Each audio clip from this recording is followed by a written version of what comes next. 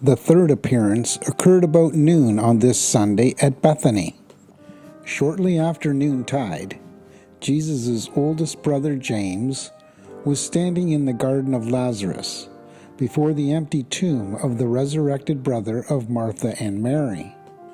Turning over in his mind the news brought to them about 1 hour previously by the messenger of David.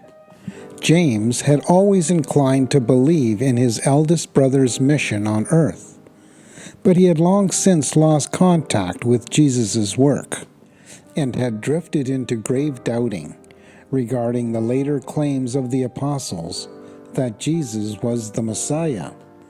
The whole family was startled and well-nigh confounded by the news brought by the messenger. Even as James stood before Lazarus' empty tomb, Mary Magdalene arrived on the scene and was excitedly relating to the family her experiences of the early morning hours at the tomb of Joseph. Before she had finished, David Zebedee and his mother arrived. Ruth, of course, believed the report, and so did Jude after he had talked with David and Salome.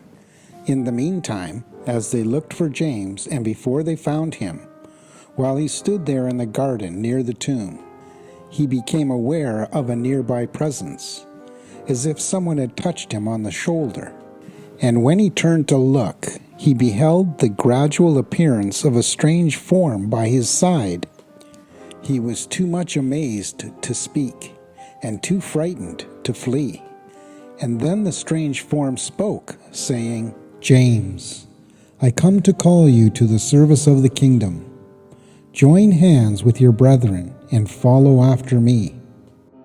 When James heard his name spoken, he knew that it was his eldest brother Jesus who had addressed him.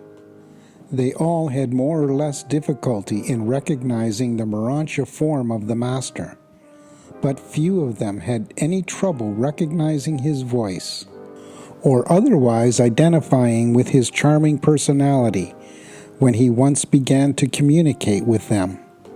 When James perceived that Jesus was addressing him, he started to fall to his knees, exclaiming, "My Father and my brother!" But Jesus bade him stand while he spoke with him. And they walked through the garden and talked for almost 3 minutes, talked over experiences of former days, and forecast the events of the near future. As they neared the house, Jesus said, "Farewell, James, until I greet you all together." The Urantia book, paper 190, section 2, paragraph 1.